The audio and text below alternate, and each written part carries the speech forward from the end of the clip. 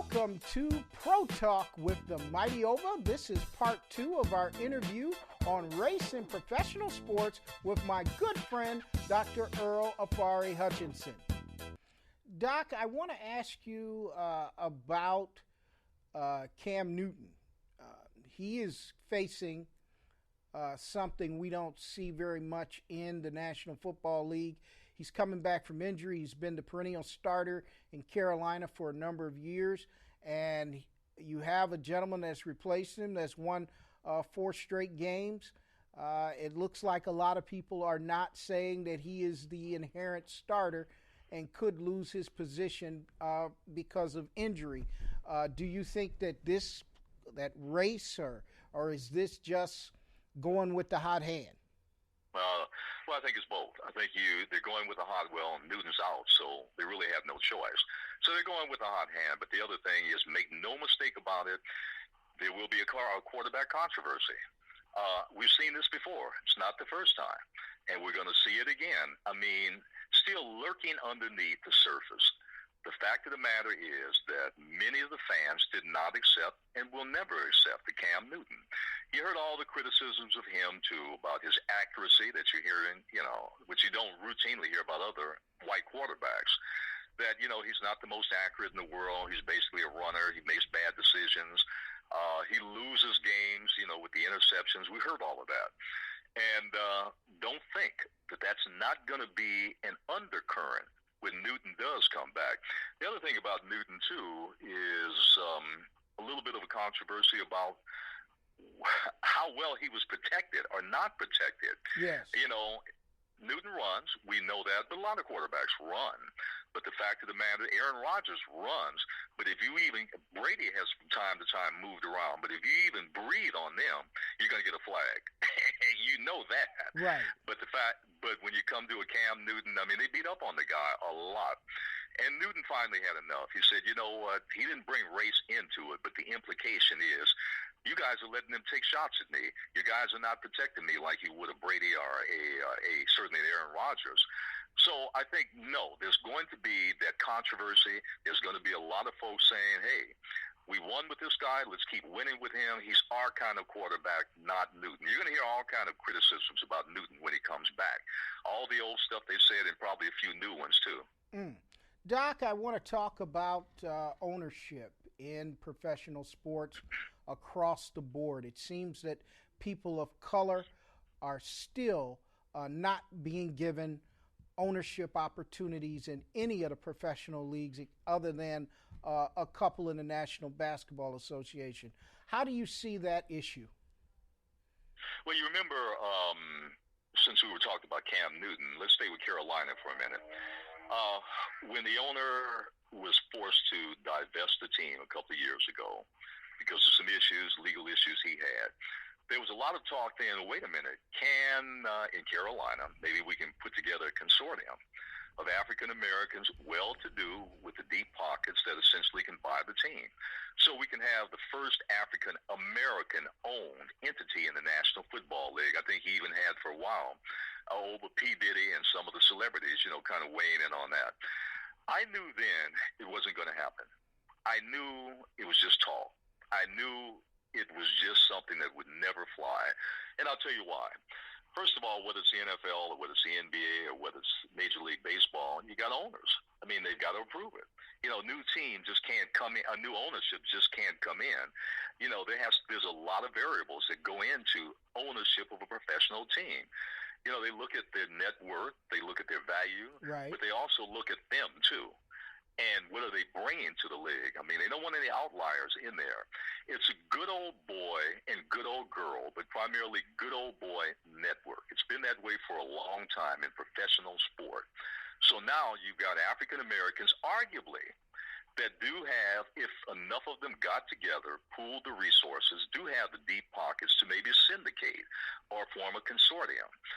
But that's going to require something that, at this point in time, bumping up against the hard edge of owners that are already there that do not see them, I wouldn't say a threat, just do not see them fitting into what a league should be in their concept of that. But also, too, always suspicious, well, really, do they have the financial wherewithal? So I think those are two mitigating factors at this point. Also, liquidity, Doc. I had played a part in trying to get a African-American owner in Carolina, and we had targeted a person, but he did not meet the standards that you were talking about that have been put in place by the owners that already exist, as far as $600 million in liquidity, 3 years of those on the books of tax returns, your net worth. Are these things being put in place to just eliminate the chance of there being a person of color in that position? Well, I wouldn't say it's deliberate, but again, who knows on that? Now, I would not say it's a conspiracy there, but the fact of the matter is, given the numbers that you just said, it doesn't have to be a conspiracy. Right. I don't think the owners ever really got together and said, Cap is not going to play in our league anymore, although, many of them certainly have that sentiment. Right. But the fact is, it just happened. So they put this very, very high financial liquidity standard in there for a reason. And the fact is, it's there and it's a barrier. So I don't think, Jerry Jones is going to say, well, if Oba wants to buy a team, and he's a multi-billionaire, we're going to keep him out, and there's availability. But the fact is, he doesn't have to say that because it's already in place to do that. Right. So that is going to be a tough one to get around. And the other thing, too, is there's also a character issue. It's not just money. They're looking now, you've got to be the right fit. You've got to be, and who determines what that fit is? Very simple. The owners do. So there's a lot of scrutiny looked at a new owner coming in. Remember, Oba, let's shift to the NBA for a minute. Right. Out here in L.A., when you had Sterling, after he made a little racist stuff and, all the little stuff that he went through, and they said, enough of this guy, get him out of here. They forced him to divest with the L.A. Clippers. But even then, it wasn't a slam dunk who was coming in. They had to take a close look. They had a lot of billionaires. Well, you had several billionaires. Ballmer ultimately got it, the pockets guy. But there were a few others that were making inroads about purchasing the Clippers. They didn't fit the league standard of what an owner should be, i.e. character. So that was a problem. All the money in the world couldn't bring him into the league. Because remember, even if by chance you exceed the standard there, you still have to be voted in. The owners still have to approve you. Right, so, absolutely. Never forget that.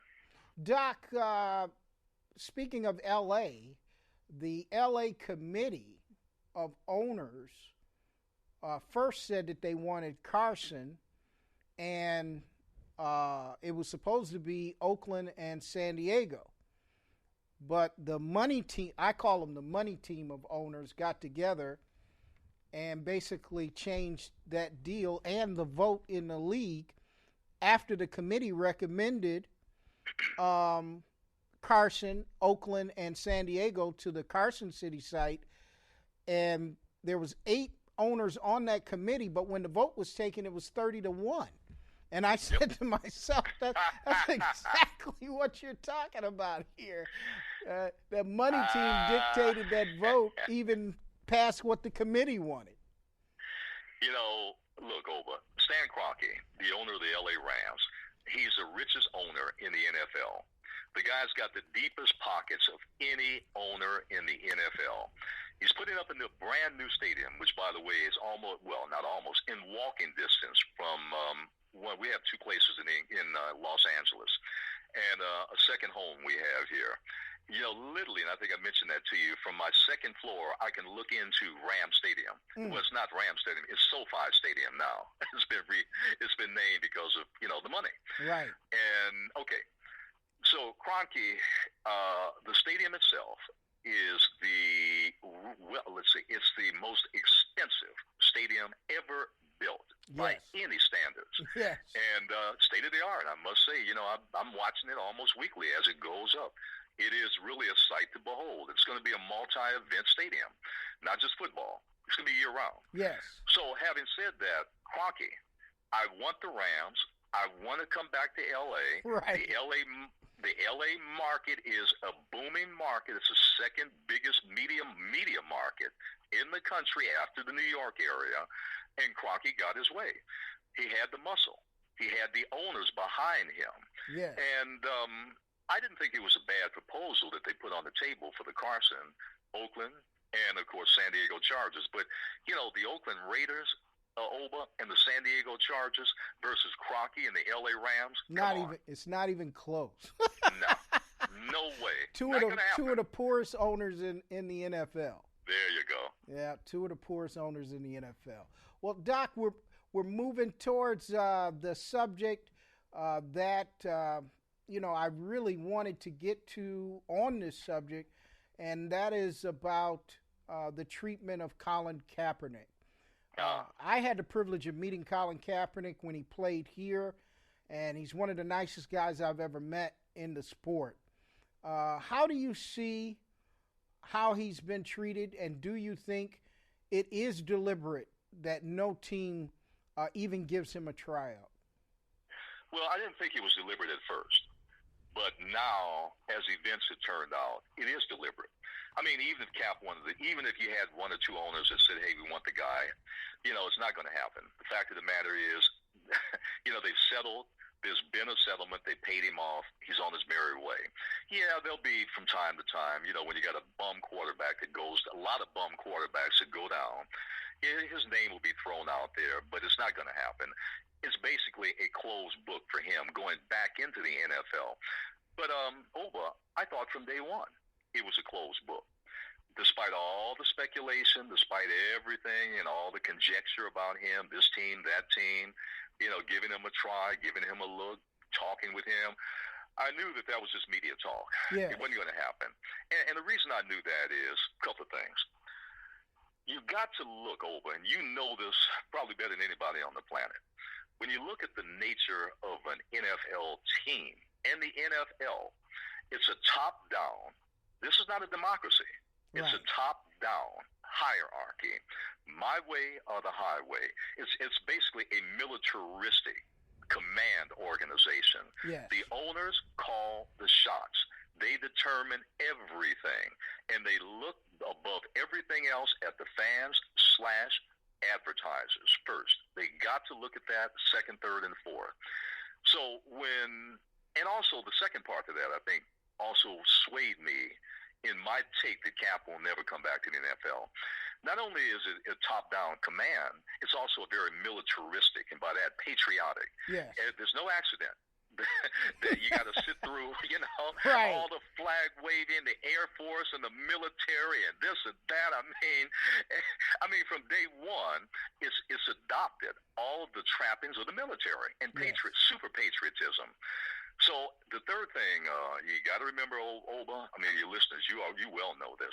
The owners are very conservative. They're extremely conservative. Yes. Most of them are GOP guys. Absolutely. A lot of them, they gave a lot of money to they give a lot of money to every Republican, but they gave a lot of money and fell in line with Trump. So the fact is, you got conservative GOP owners. You got a militaristic top-down structure, and you got super patriotism, which dominates everything. Now you got a black guy kneeling, thumbing his nose at everything that they represent. Come on, that ain't gonna happen. Right, Doc. What about? One other thing, one quick thing. Also, they had to send a message too. Yes. The message is there may be some other Kaepernicks out there lurking on some of these teams. Don't even think about it. If you think about it, you're out, just like him. Yes, sir. Doc, what about Tim Tebow? He never stood for the national anthem. He took a knee similar to Colin Kaepernick. No backlash towards him. Why? Well, it wasn't a knee. It was a person and what they represented. Right. The knee had nothing to do with it. I mean, we see military people at memorials and all the commemorations. They're taking knees all the time. I mean, that's traditional in the military. Yes. As a matter of fact, one of the reasons why Cap took the knee, remember, I'm getting a little blank on his name now. He was not a Green Beret. I knew he was an ex-military guy. The ex-military guy. I think the Arizona Cardinals, remember that? And he was the one that suggested to Cap that, hey, take a knee. Because Cap was going to do something else. I think he just sit on the bench. Right, he was just sitting. Yeah, but no, he said take a knee because of the symbolism there. But anyway, it's not the knee, so Tebow can get away with that because, wait a minute, right next to that, what does he have? I'm waving the flag and the Bible. Yeah. Doc, what about the fact that before, 2009, the teams didn't even come out on the field until after the national anthem. But then, as you said before, the NFL started taking more and more money from the federal government through the military for advertising. Now teams were put back on the field after that. Do you feel that the NFL owners opened themselves up for this? Prior to then, they weren't even on the field. Right. Well, no doubt about it. Remember, it's a business first. So you had the military that pumped $5, $6, $7 million in advertising and other kinds of little perks. So at that point in time, they basically bought the national anthem. They bought players standing at attention on the sidelines for the national anthem. So it was bought and paid for, and the owners once again. And then we're going to turn down. It's like the old thing. We've got $10 million, but that's not enough. We need 20. We got 20. We got to have 40. You can have all the money in the world, and it's still not enough. I mean, God, the NFL's got more money than there is money. Yes. But the fact is, it's not enough. So, again, the military dangled dollars there, but that wouldn't have been enough, Oba, except remember the mindset of the owners. The super patriot, red, white, and blue, waving the flag. So basically it appealed to that instinct that they had anyway and that sentiment that was there. And so as a result of that, the players had to stand. Now, in the negotiations, they said, well, if a player doesn't want to, go through the little rigmarole, they can stay in the locker room while the national anthem is playing. Have you noted that, I don't know, maybe there's one or two, but other than one or two, I don't think anybody is sitting in the locker room anymore. They're out there standing at attention. So many of them with their hand over their heart. Yes, sir.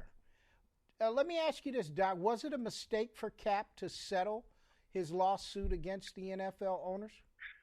I'm going to take it a step further, Oba. This may rankle a few viewers and listeners. I, to be honest with you, kind of thought it was a bit of a mistake in the beginning, the way Cap approached it. I always thought that Cap, again, I'm not talking about his political positions. I mean, they're in line with me. I agree with him 100%. All the issues about, the police, abuse, racism, I don't think we have to debate that among us. He's right on point there. I got it, and you got it. I was just wondering if Cap couldn't have done it a little bit differently. In other words, rather than taking the knee, knowing that you're going to get the full weight of the NFL on you behind that, and really no support from the other players. Right. He really didn't get that support. A few paid lip service to it, but no tangible support. Why take that burden on yourself? Maybe perhaps outside, off the playing field, all the things, speak out. First Amendment, that's your right. Speak out, give money to all the causes, be everywhere, all over the place as a spokesperson against police abuse and misconduct and, the other issues that are dear to you, and continue to, politicize that just perhaps off the field. I often wondered perhaps maybe if Cap had done that, to be honest with you, he'd still get his point across, and better still, he'd still be playing. Yes. Doc, another group of players cut a separate deal with the NFL, which excluded Cap. Was this a sellout, and how do you see that deal? Well, I'm of a divided mind on that one. On the one hand, it would be easy to say, it's a sellout, blah, blah, blah. You could go there with that. But I have to be a little bit more nuanced than that. I think some of the players, first of all, let me walk it back a second. We have to understand that when you're talking about pro football, any pro sport, but we happen to be talking about football, this is their livelihood. This is what these guys were trained to do. They trained gladiators. They were trained from almost cradle to probably grave to go out there and, and bang around and do these kinds of things on the football field. So, to ask someone okay to sacrifice years and years of hard work and struggle and all of that to get where you are for an ideal, although as much as I'd like that, it's not for me to say. I cannot tell someone in good conscience how to govern themselves, given what I know they've gone through. Would I like it? Yes. Would I think be helpful? I think for many others, yes. But for me to tell them and impose that on them, no. Now, having said that, we come to your question. I had to preface it by that, because those players thought they were doing the right thing, the best that they could do, given Oba, the constraints of the NFL. Again, very, very tightly controlled. They don't have the leisure to do what a cap does. If they do, they're not going to be in the league. Mm-hmm. They're going to be out of their profession. They're going to be out of their livelihood. They're going to be out of the things that they have put blood, sweat, and tears into for decades. So it's not right for me to say that. Again, ideally, as an outsider, I would have loved to see them close ranks around Cap. I would have loved to have seen that. But realistically, that was probably the best deal that they could get, given the circumstances. Doc, what are your thoughts on the Jay-Z NFL deal? How did you see that one? You know, that's a good question. I haven't really. I've got to analyze that a little bit more carefully.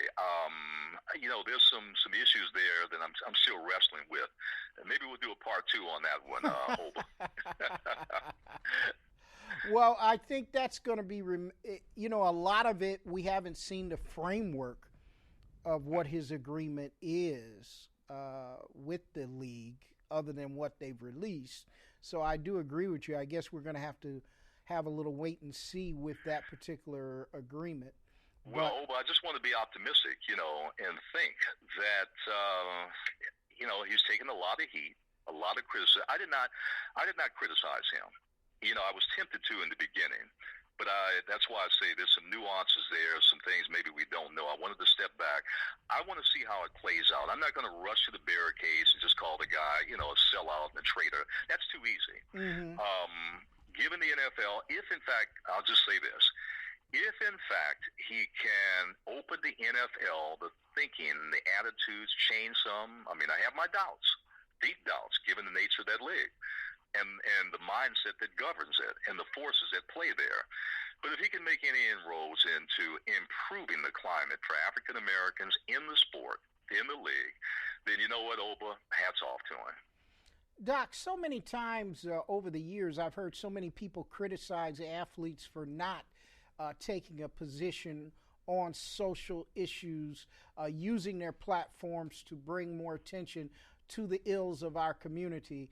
And Cap seemed to do that along with several other players that did do that. We're seeing LeBron James do that and other NBA players.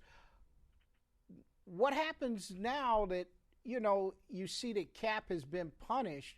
Is that going to diminish the fact of athletes using their platforms? Because if you look over the period of time going back to the 1968 Olympics, those players are now revered, but at the time they were not. Muhammad Ali is revered, right, but at the time he was not. For that matter, Malcolm X is now revered, and at his time, and he was not, and neither was Dr. King. Many that are putting praises on Dr. King wouldn't get 5 feet near Dr. King when he needed them the most. What are your thoughts on that? Well, politics, the line has always been politics and sport don't mix. Keep politics out of sport, even though it's brought in every which way that you can think of, right through the front door and the back door, whether you're talking about advertisers controlling, what's said and not said, and waving the flag all over the place. So politics is always there. Who's kidding who? I think what they're saying is not your politics. In other words, the politics of protest against injustice, i.e. almost always racial injustice. That's a no-no. They're going to clamp down on that every time. I remember when just Muhammad Ali. You had Bill Russell that was outspoken. You had Jim Brown that was outspoken. You had Arthur Ashe. He was outspoken. You had a lot of folk that were outspoken, but they paid a price for it. But they were able to do that for 2 reasons. One, because, they were transformational figures. Russell, Brown, Chamberlain, to a little extent. Arthur Ashe, and a few others, Jabbar. Because, I mean, what are you going to say to you? Are you going to put them on the bench? You're going to run them off a team? I mean, they are the team. Right. So it was a little hard. Plus the other thing, to remember the climate of the times. We're talking about the 60s when protest was in the air. It was an unstable time. And the climate was there. So they were moving in that climate. This is 2019. 2018, 2019, 2020, you have a whole different climate now, a whole different mindset. And you've got closing ranks on the part of owners that say any, and I mean even the least protest is a no-no. You're going to be out of a job. Of course, LeBron James can, say a few things here and there because he's LBJ. Right. But once you step down beneath LeBron James, let me ask you this, Oba. How many other professional NBA players do you hear saying anything like him? Right. How many? Very few. None. Very few. None. Right. So there it is. So there's your answer. Doc, my final question to you today deals with the current racial environment in this country, especially under the current administration, who interjected himself into player demonstrations and caused a response, not only from players but from many of the owners around the league. What are your thoughts, one, on the current racial environment in this country, but also how did you see how he interjected himself into NFL player demonstrations? Well, let's take the second first about Trump in the NFL. Basically, he intimidated the owners. If you notice, right after that, they started. In the beginning, there was a little bit of wiggle room in the beginning, a little bit. They were uncertain how to proceed. They weren't sure how many black players really would revolt if they went down, clamped down hard on cap. So a bit of uncertainty. Trump stepped in and boom, right away. He drew the battle lines, told them, gave them their marching orders. Don't even think about it. They fell in line. So Trump basically welded the big stick there because it wasn't hard, because they all, underneath everything, they agreed with him anyway. So it was pretty easy to do that. The current racial climate, Trump, and I think that's a good segue to him. The fact of the matter, he dominates everything. We already know, I don't think it's beyond any shadow of the heat, he doesn't even try to deny it, that basically my administration is based on racial division, racial animosity, racial antagonism, and basically creating even more division. That's what got me in there, and that's what's going to keep me in there. So I don't think it's unreasonable to think as we move forward into what will be, of course, a major election year next year, Trump is going to do more of that. The climate will be even more polarized and antagonistic. I think the ray of light is some things that I am saying that there's a pushback. You got a lot of folk in the street that don't like him, that want him out of there, both in the streets and in other areas, too, of enterprise in this country. Mm-hmm. So that's not going to be a bad thing going forward. I just think we're going through a cycle now, Oba. I think, history always goes around in wheels, like a circle. We're going through a bad period with this guy, a horrendous period. But, sooner or later, that's going to end, too. And I think the march is forward. We're seeing a lot of progress in many areas, racially, too. We're seeing some steps back, particularly in the area of police and how they're dealing with things.